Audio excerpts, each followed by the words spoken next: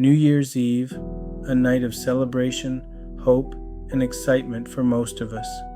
But for a few unlucky souls, it becomes a night filled with eerie encounters and spine-chilling nightmares. Buckle up, because these 3 real-life New Year's Eve stories will have you questioning every sound in the dark and every shadow in the night. New Year's Eve, 2017. It was supposed to be a routine trip home after a tiring semester at the University of Rochester. I had stayed back at school longer than most students, dealing with personal matters that I'd rather not talk about.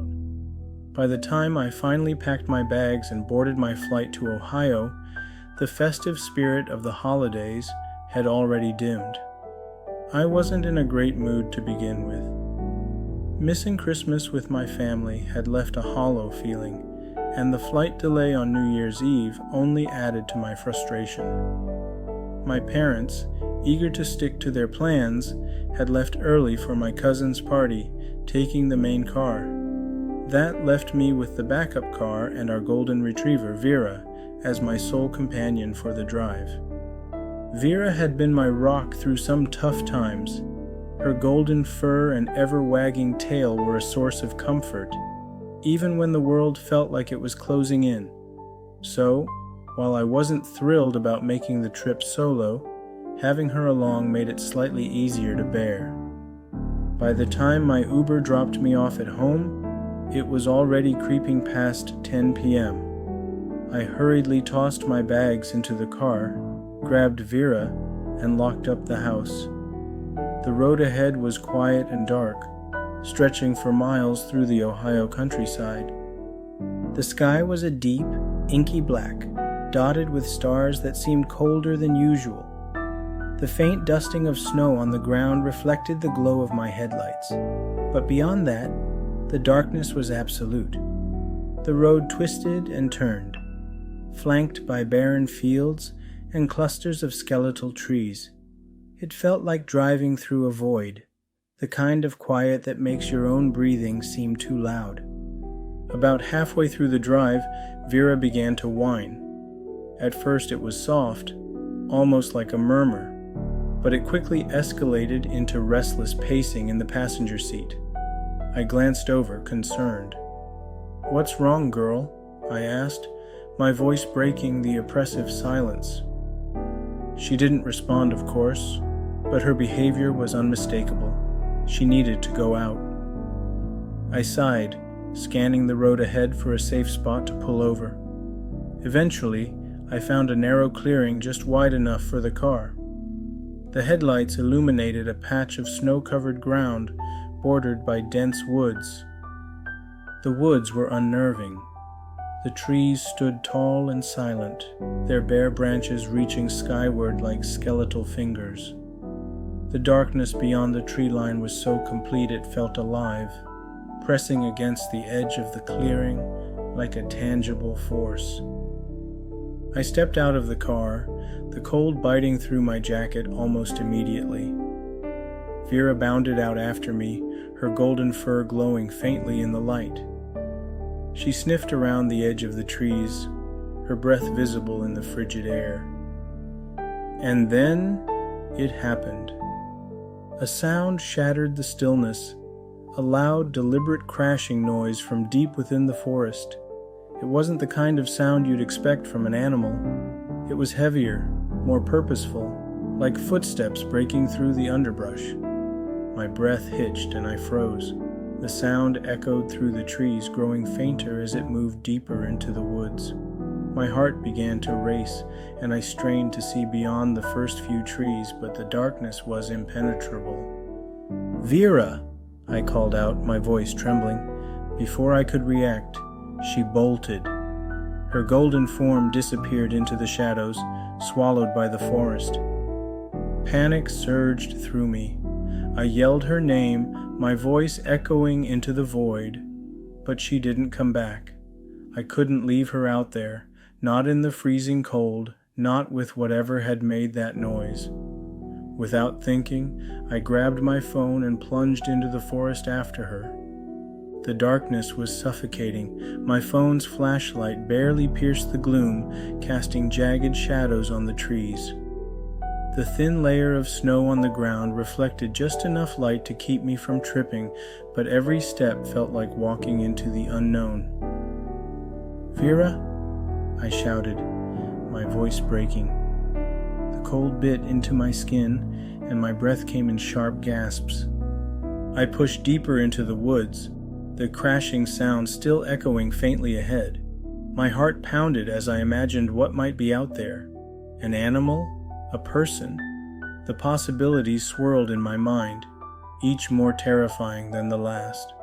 As I moved deeper into the woods, the crashing noises seemed to grow louder, closer. My heart raced with every step, and my flashlight's beam quivered as my hands trembled. The cold air felt like knives against my skin, but I pressed on, calling out for Vera. Finally, I spotted her. Vera was crouched low, her body trembling as she crept toward me. Her tail was tucked tightly between her legs, and her eyes darted nervously toward the darkness behind her. I dropped to my knees, relief flooding through me as I wrapped my arms around her. But the relief was short-lived.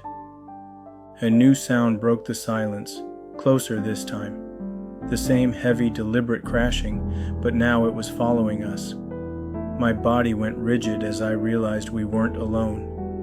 "We're leaving," I whispered to Vera, my voice barely audible over the sound of my own heartbeat.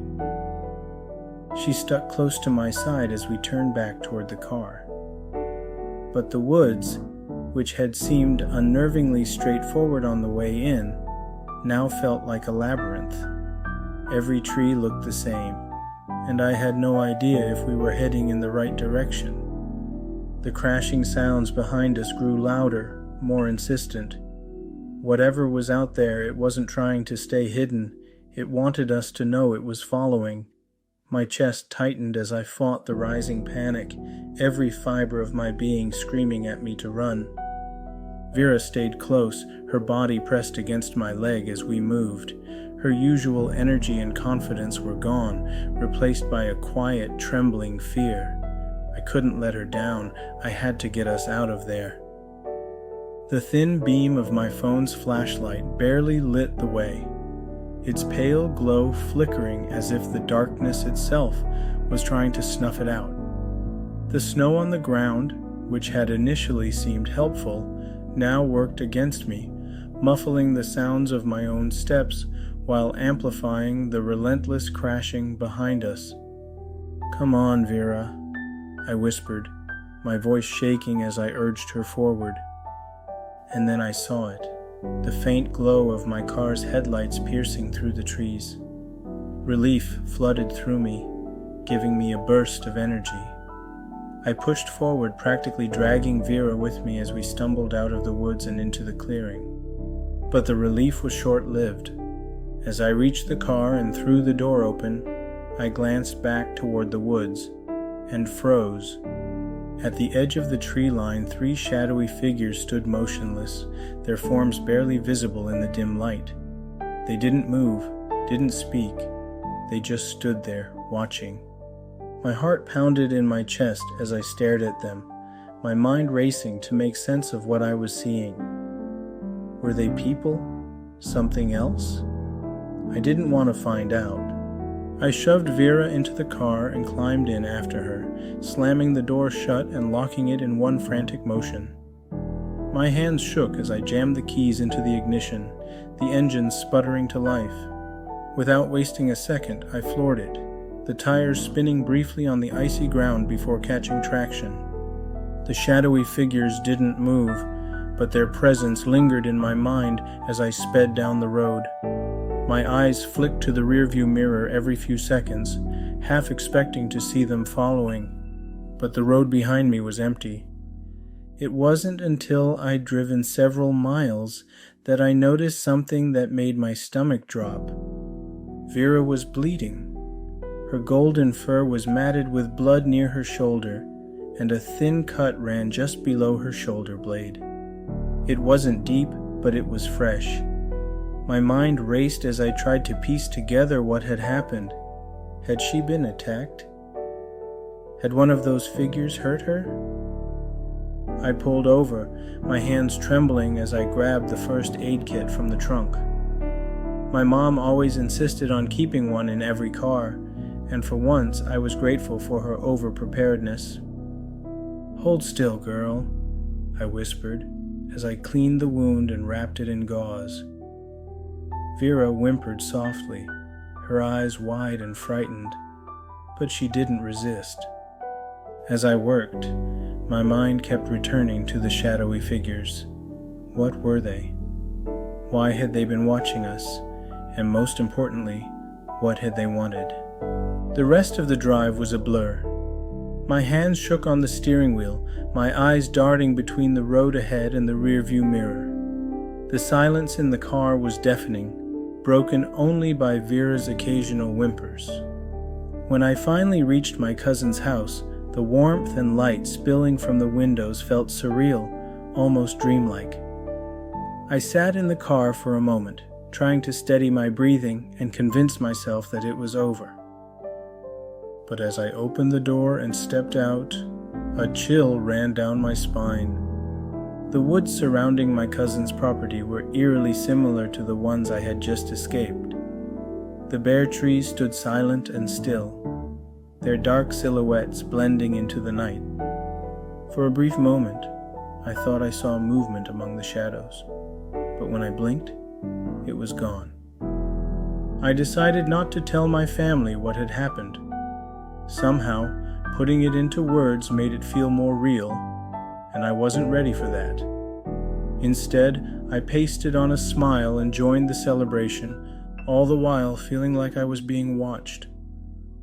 Even now, years later, I can't drive through the countryside at night without thinking about that New Year's Eve.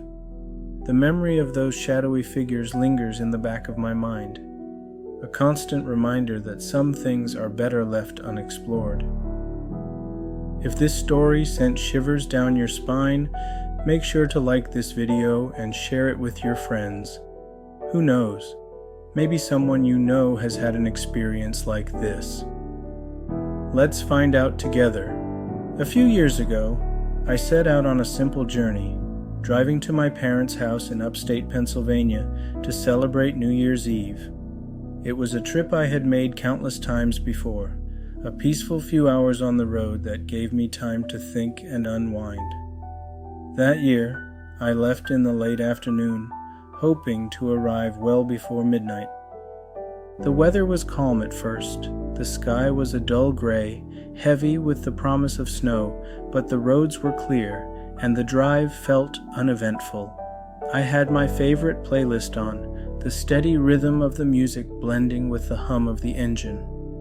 But about an hour into the drive, the first snowflakes began to fall. At first it was light, just a few flurries dusting the windshield, melting on contact. I remember thinking how beautiful it looked, the delicate flakes swirling in the air like tiny dancers. But beauty has a way of disguising danger. The snowfall grew heavier, the flakes coming down faster and thicker until they began to stick to the road. Within minutes, the highway was coated in a thin layer of white, and visibility started to drop. My little sedan, reliable in most conditions, wasn't built for this kind of weather.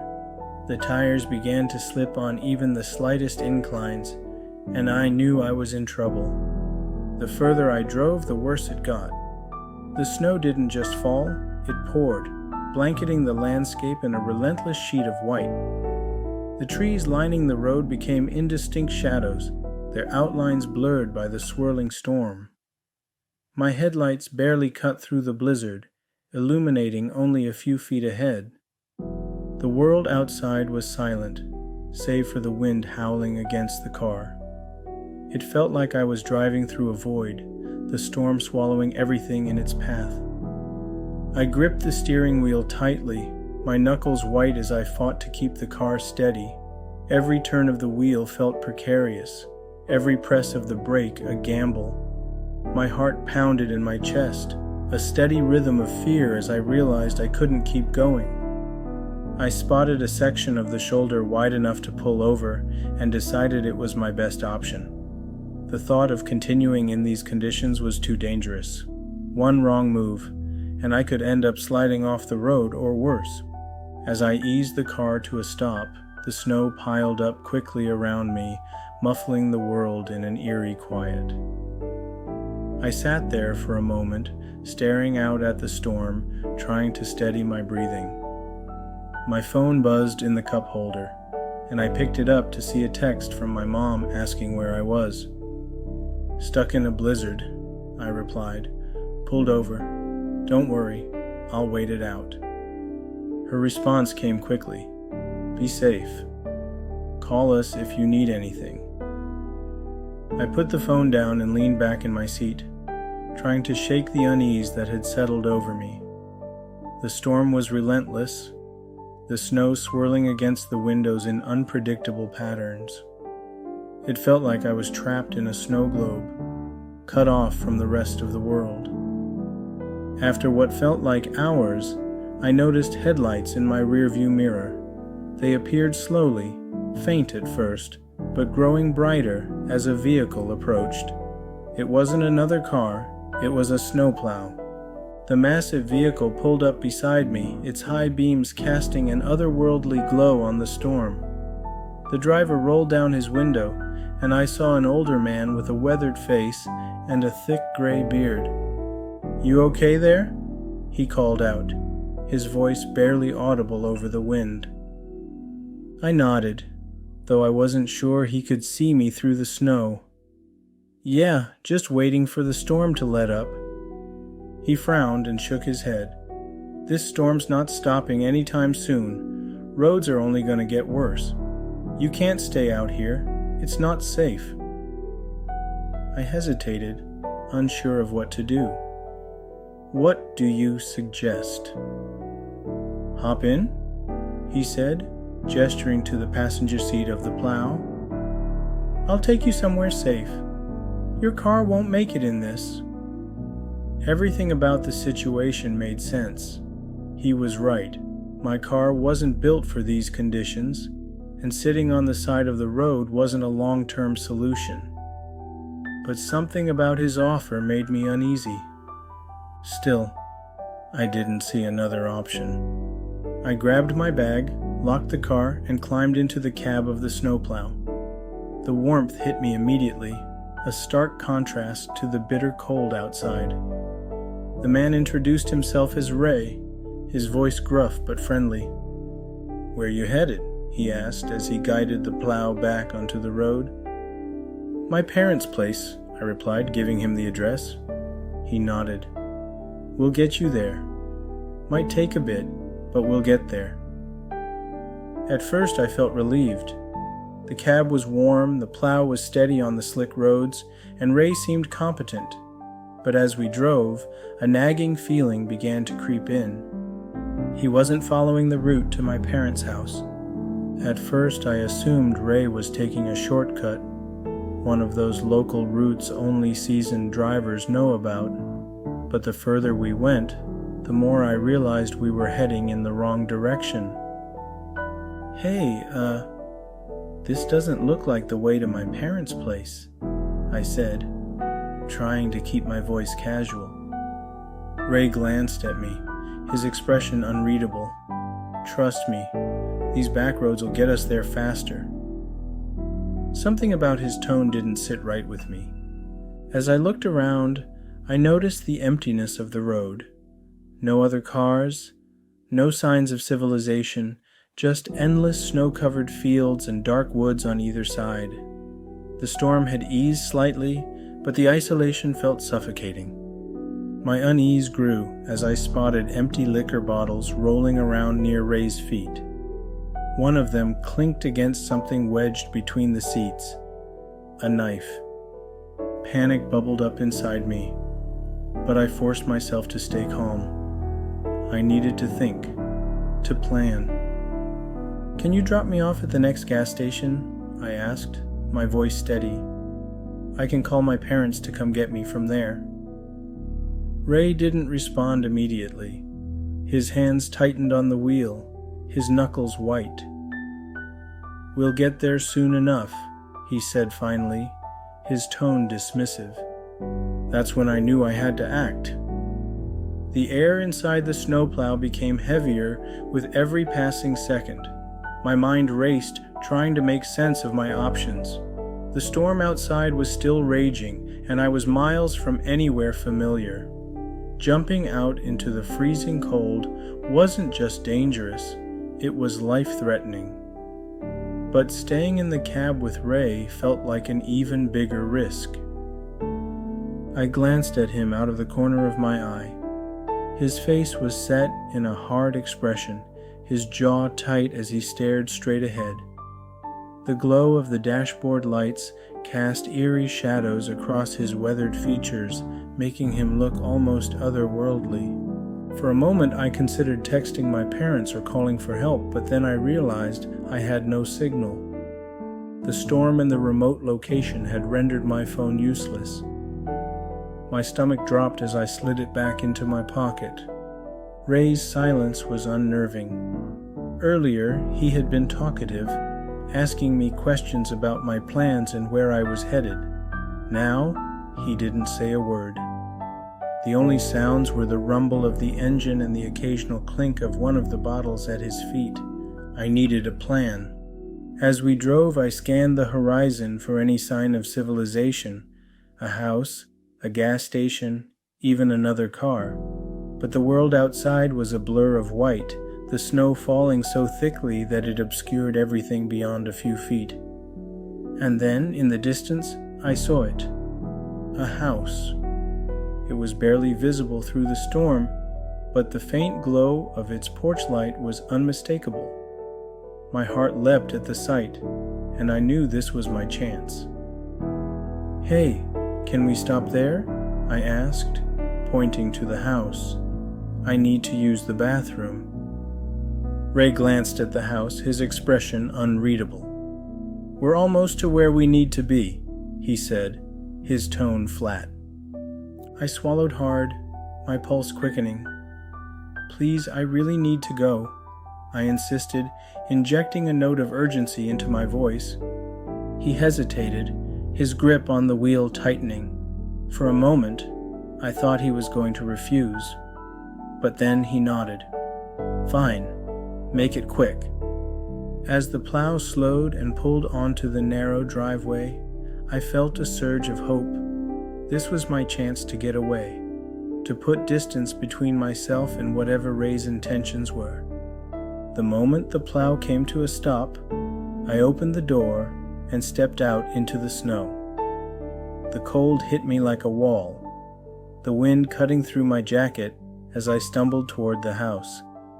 I could hear Ray behind me, his boots crunching in the snow as he followed.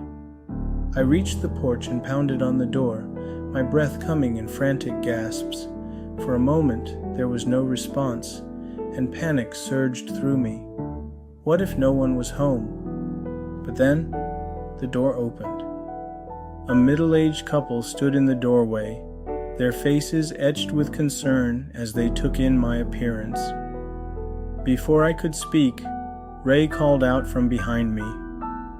"Just stopping for a minute," he said, his voice calm and measured. "She's with me." I turned to face him, my heart pounding in my chest. His expression was neutral, but there was something in his eyes, something cold and calculating. "No, I'm not," I blurted out, my voice shaking. "I need help." The couple's concern deepened, and the man stepped forward, positioning himself between me and Ray. "Why don't you come inside?" he said to me, his tone kind but firm. Ray's jaw tightened, and for a moment I thought he was going to argue, but then he nodded curtly. "I'll wait in the truck," he said, turning and walking back to the plow. The couple ushered me inside, closing the door firmly behind me. The warmth of their home was a stark contrast to the freezing cold outside, and I felt my body begin to thaw as I stood in their entryway. "Are you okay?" the woman asked, her voice gentle. I nodded, though tears were beginning to sting my eyes. "I think he was trying to take me somewhere," I said, my voice barely above a whisper. The man's expression hardened. "We'll call the police," he said, reaching for his phone. I sat down on their couch, my body trembling as the adrenaline began to wear off. The woman brought me a blanket and a cup of tea, her presence soothing as she reassured me that I was safe now. Outside, I could hear the rumble of the snowplow's engine as it idled in the driveway. Minutes passed, and then the rumble grew quieter. I looked out the window just in time to see Ray driving away, the plow disappearing into the storm. When the police arrived, I told them everything. They took my statement and promised to search the area for the snowplow and its driver. The couple offered to let me stay with them until the storm passed, and I gratefully accepted. The next morning, the storm had eased, and the police returned with news. They had found the plow abandoned on a back road, but there was no sign of Ray. A search of the vehicle revealed several more empty liquor bottles, a hunting knife, and a map marked with strange, seemingly random locations. To this day, I don't know what Ray's intentions were, or why he chose to help me only to take me off course. But I do know that I'll never accept help from a stranger again. What would you have done in this situation? Let us know in the comments below. Your advice might just save someone else in a similar predicament. It was New Year's Eve, 2019, and I was spending it alone for the first time in years. My friends had all made plans to go out, but after a rough year, I wasn't in the mood for crowded bars or noisy parties. Instead, I decided to stay in, curl up with a good book, and watch the countdown from the comfort of my living room. I lived in a small, one-bedroom apartment on the outskirts of the city. It wasn't fancy, but it was cozy, with big windows that overlooked a quiet street. The world outside was blanketed in snow, and the soft glow of streetlights gave the neighborhood an almost magical feel.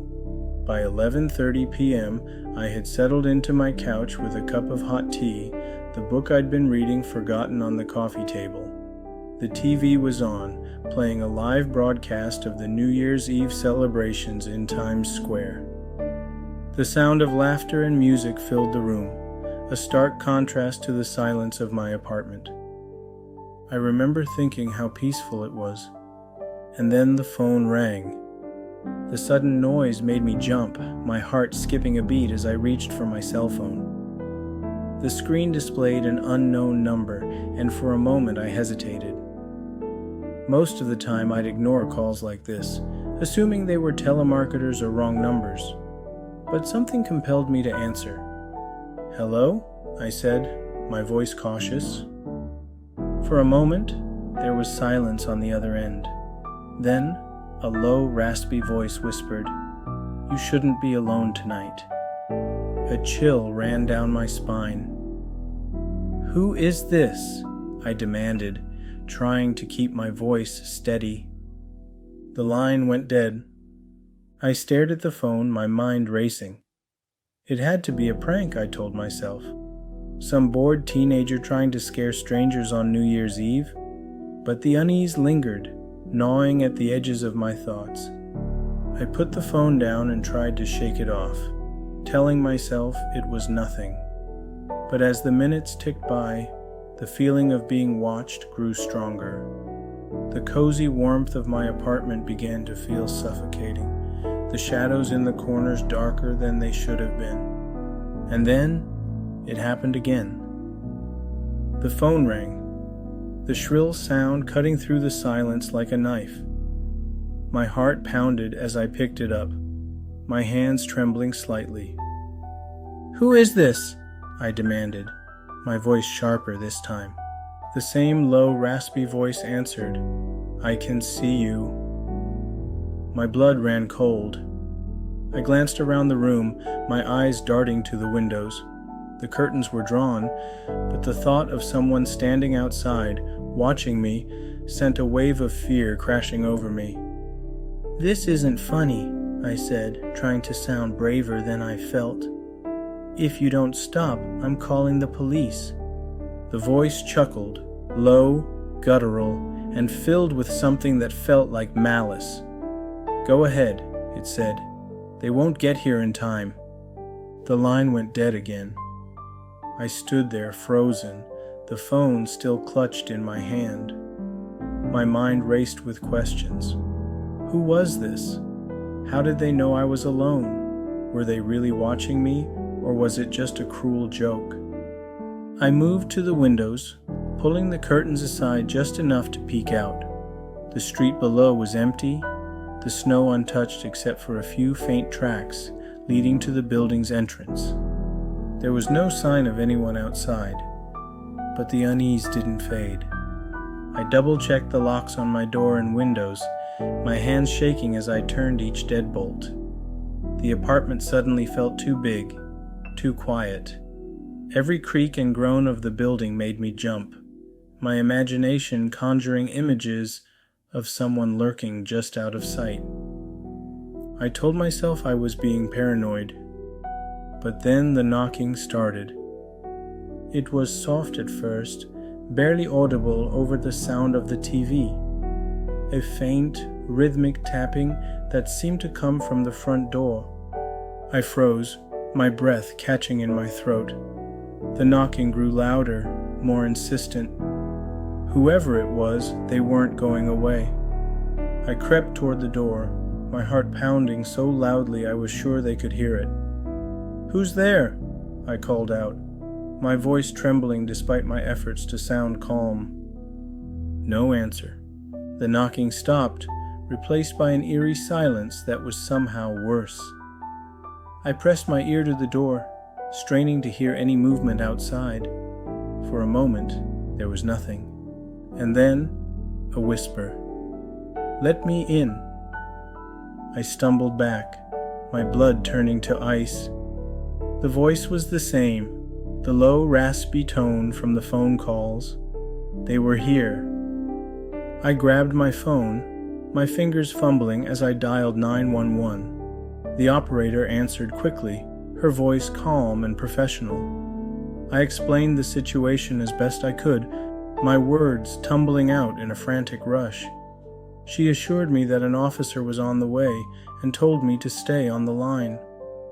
But before I could respond, the lights went out.